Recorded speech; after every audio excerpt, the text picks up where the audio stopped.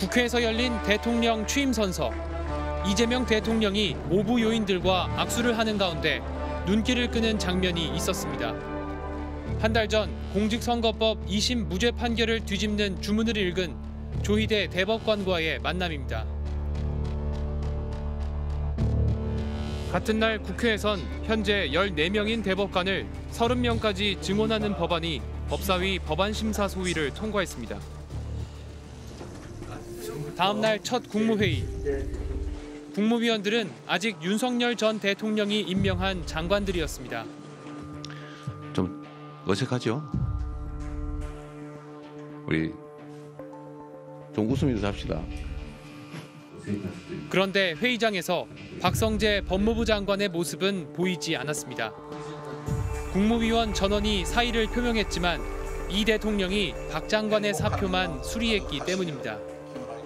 윤석열 대통령 때 지명했던 국무위원들과 당분간 동거는 해야 되는데, 다만 검찰을 진두지휘하는 법무부 장관 같은 경우는 좀 일단은 좀 제한적으로 좀 바꾼 거가 불가피하지 않았나. 검찰이라는 조직의 특성 자체가 그거는 이제 민주당이랑 좀 전면전에 가까운 걸 했었고.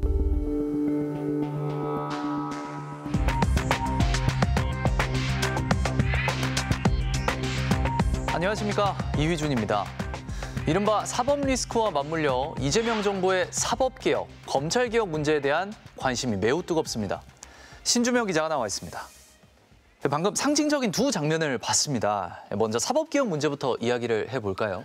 네, 누군가에겐 한없이 너그럽고 누군가에겐 매정한 법 적용, 사법부에 대한 불신을 낳는 요인입니다. 윤석열 전 대통령 석방도 이 같은 불신을 불렀습니다. 지난 3월 8일 내란을 일으킨 혐의로 서울구치소에 수감 중이던 윤 전 대통령이 체포 52일 만에 석방됐습니다. 구속기간을 계산할 때 영장실질심사처럼 기간에서 제외할 부분을 날이 아닌 시간으로 따져야 한다는 윤 전 대통령 측의 주장을 받아들여 내란 사건 재판부가 구속기간이 만료된 상태에서 재판에 넘겨졌다는 판단을 내린 겁니다. 구속 취소 결정을 내린 재판부의 재판장은 지귀현 부장판사. 민주당은 지 판사가 룸살롱에서 접대를 받은 적이 있는 문제 있는 판사라는 의혹을 제기했습니다. 1인당 100에서 200만 원 정도의 비용이 나오는 룸살롱에서 여러 차례 술을 마셨고 단 한 번도 그 판사가 돈을 낸 적이 없다. 지 판사는 의혹은 사실이 아니고 그런데 가서 접대받는 건 생각해 본 적 없다. 삼겹살에 소맥도 사주는 사람도 없다고 선을 그었습니다.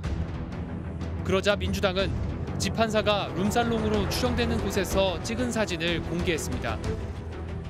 지귀현 판사는 룸살롱에서 삼겹살을 드십니까? 사진이 있는데도 뻔뻔하게 거짓말을 한 판사에게 내란 재판을 맡길 수 없습니다.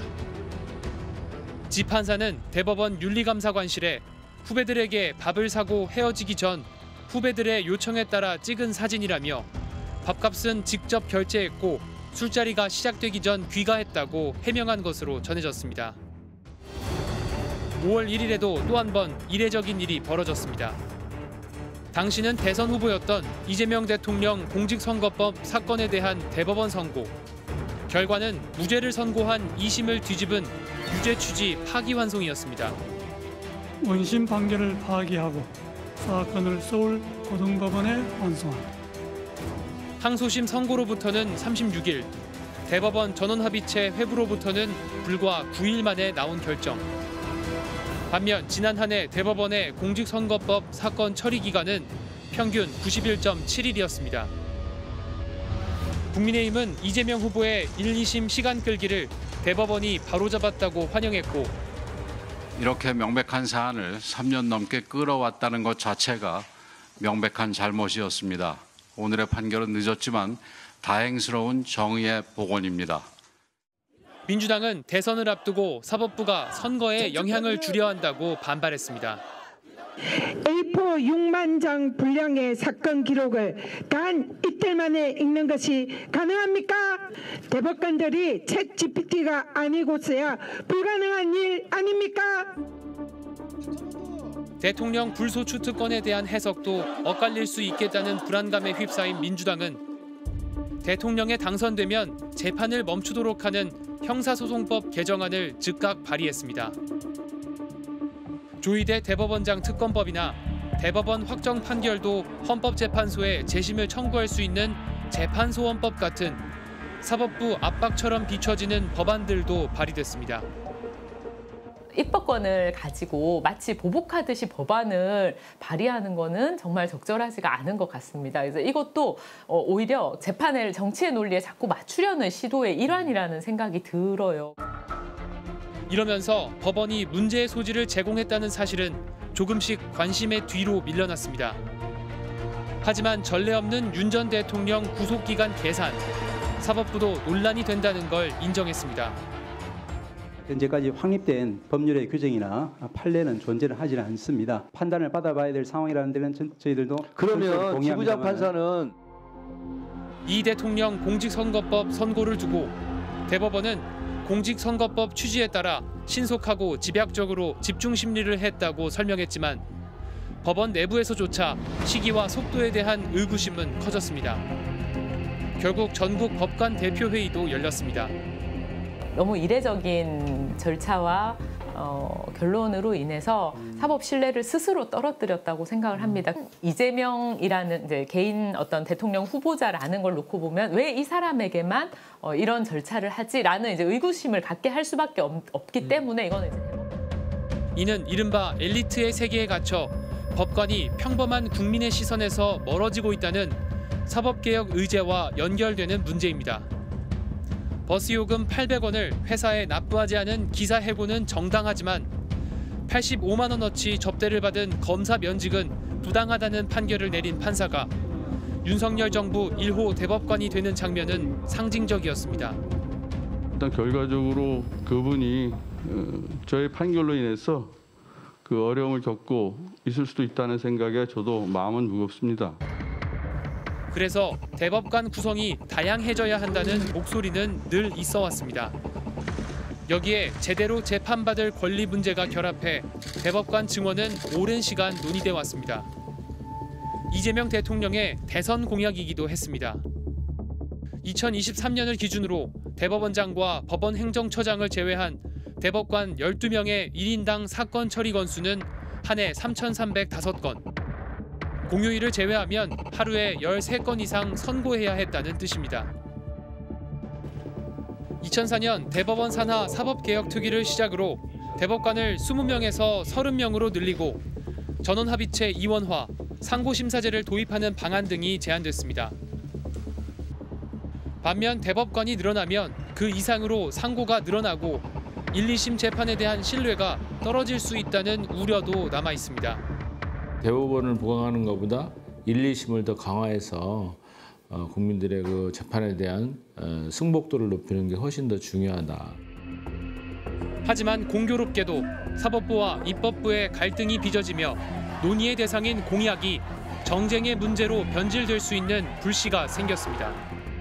결국은 16명 전원을 노골적인 그런 그 편향성이 강한 그런 인사들로 채워서 결국은 대법원 전체를 장악하려고 하는 것 아니냐 하는 그런 의도가 사법 권력이 잘못됐으면 의회 권력이 통제를 하고 그리고 이 양자 사이에 어떤 갈등이나 분쟁이 일어난다면은 그것은 전국적으로 시민사회가 들어서서 이런 것들을 처리하고 해결하고 더 나아가서 발전되는 방향들을 제시하는 것 뭐 필요한 일이고 또 반드시 해야 되는 일이라고 보였습니다. 검찰 역시 내란 사건 수사에서 좀 석연치 않은 모습을 보이지 않았습니까? 이재명 대통령 사건은 수사력을 집중하면서 윤석열 전 대통령 의혹엔 소극적인 자세를 취하기도 했고요. 그래서 검찰개혁 역시 어느 때보다 힘을 얻고 있는데요. 하지만 검찰의 수사 대상이었던 이 대통령이 개인적인 감정으로 검찰개혁을 추진하는 것 아니냐는 시선이 변수입니다. 검찰개혁의 방향을 고민해봤습니다. 내란 사태 수사 초기만 해도 경찰, 공수처와 경쟁을 벌이던 검찰. 하지만 윤 전 대통령에 대한 구속이 취소되자 재판부의 논리를 받아들일 수 없다면서도 즉시 항고는 포기해버렸습니다. 기소 이후에 피고인의 심정에 관한 판단 권한은 법원에 있기 때문에 그러한 법원의 결정을 존중하였습니다. 특정인에게만 너그러운 것처럼 보이는 모습. 김건희 여사 의혹을 수사할 때와 비슷했습니다. 지난해 10월 검찰은 출장 조사, 휴대폰 반납 조사 논란 끝에 김 여사의 명품백 수수 의혹과 도이치모터스 주가 조작 연루 의혹을 무혐의 처분했습니다. 압수수색 영장 청구조차 안 했습니다. 도이치모터스 김건희 피의자에 대해서 그 사건에 대해서 압수수색 영장은 청구를 안 한 게 맞는 거죠? 그 형식적으로 보면 그 말씀이 맞고요. 무혐의 처분을 지휘한 당시 이창수 서울중앙지검장과 조상원 4차장은 이 일로 탄핵소추 대상이 됐는데 헌법재판소는 파면에 이를 정도는 아니라고 판단하면서도 수사 과정에 다소 의문은 있다고 지적했습니다. 김건희의 문자나 메신저 내용, PC 기록 등을 확보할 필요가 있었음에도 불구하고 저희가 부임한 이후에는 제가 필요한 수사를 수사팀과 함께 성실하게 수행했다는 말씀을 드리고 그런데 윤 전 대통령이 파면된 후 검찰은 도이치모터스 주가 조작 사건에 대한 재기 수사 결정을 내렸습니다. 이 지검장과 조 차장은 돌연 사표를 냈습니다. 이 사표는 대선 당일 수리됐고 이 전 지검장은 퇴임식도 없이 검찰을 떠났습니다. 똑같은 사건인데 김건희에 대한 그 주가 조작 사건이 보수 정부에서는 무혐의 됐다가 또 나중에 다시 정권이 바뀔 것 같으니까 이 재기 수사가 됐다가 이런 식으로 왔다 갔다 해서 결국은 신뢰를 다 잃게 되는 것이죠. 이명박 전 대통령의 다스 실소유 의혹, 국정원 여론 조작 의혹, 김학의 전 법무부 차관 사건. 사건은 그대로인데 정권에 따라 태도를 바꾸는 검찰의 모습은 반복돼 왔습니다.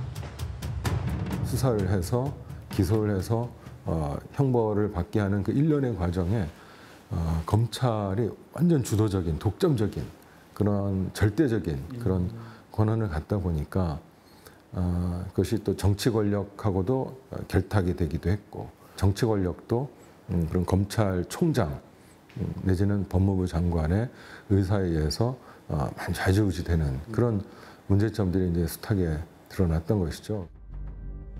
사건을 재판에 넘기는 기소 권한과 영장 청구 권한을 틀어진 검찰. 지난 11일 민주당은 이른바 검찰개혁 4법을 내놨습니다. 현재 검찰청을 폐지하고 법무부 산하의 공소청, 행정안전부 산하의 중대범죄수사청을 각각 신설하며 국무총리 직속에 국가수사위원회를 두는 내용이 담겼습니다. 검찰의 수사와 기소 권한을 분리한 뒤 신설되는 수사기관들은 총리 직속의 수사위에서 관리 감독하겠다는 구상입니다. 저는 표적 수사, 하명 수사, 정치적 수사라는 단어가 쓰이지 않도록 하겠습니다. 이 대통령은 윤 전 대통령과 맞붙었던 지난 대선에서 패배한 뒤 검찰의 집중적인 수사 대상이 됐습니다. 3년 동안 150명의 검사가 투입됐고 8개의 사건으로 기소돼 5개의 재판을 받아왔습니다. 수없이 많은 기소는 우리 김 후보님이 속한 이 검찰 정권, 윤석열 정권의 증거 없는 조작 기소의 실상을 보여주죠. 야당은 대통령과 검찰의 악연으로 인한 보복성 입법이라고 주장합니다. 민주당의 검찰 해체 시도는 이재명 대통령 수사에 대한 보복 입법입니다. 이재명 대통령 수사를 정적 제고용 수사, 먼지털이 수사라고 비난하는 것은 그 목적이 공정한 형사사법 정립이 아니라 그렇지만 윤석열 정부 시절 검찰총장 후보였던 인사는 수사와 기소 분리는 잘못된 방향이라고 생각하지만 검찰의 업보로 돌이킬 수 없는 상황에 처한 것 같다며 부작용 최소화 방안을 수기 과정을 거쳐 치밀하게 준비해야 한다고 말했습니다. 수사, 기소 분리는 이제 검찰 내부에서도 가로막을 수 없는 흐름으로 인식되는 분위기입니다. 검찰의 특수수사 기능은 줄이거나 없애고 대신 검찰이 경찰을 통제할 수 있게 해줘야 됩니다. 그게 선진국의 형사 절차 이론이고 수사권과 기소권의 분리라는 게 바로 그겁니다. 검찰의 힘 자체가 없어지고 모든 국민이 검찰총장이 누가 되든 서울중앙지검장이 누가 되든 관심을 안 갖게 만드는 거. 그게 검찰 개혁입니다. 그런데 공수처의 수사 권한을 대폭 강화하는 법안도 이미 여러 개 발의됐다는 점은 변수입니다. 검찰 권한은 분리하면서 공수처를 강화하는 건 결국 제2의 검찰 탄생을 부를 수 있다는 우려가 나오고 있습니다. 공수처를 대폭 조직과 인력을 확장하고 권한을 확대한다 그러면 이런 막강한 권력을 가지고 있는 제2의 검찰로서의 공수처는 또 누가 통제할 것이며. 검찰개혁을 담당할 대통령실 민정수석 자리에서도 문제가 불거졌습니다.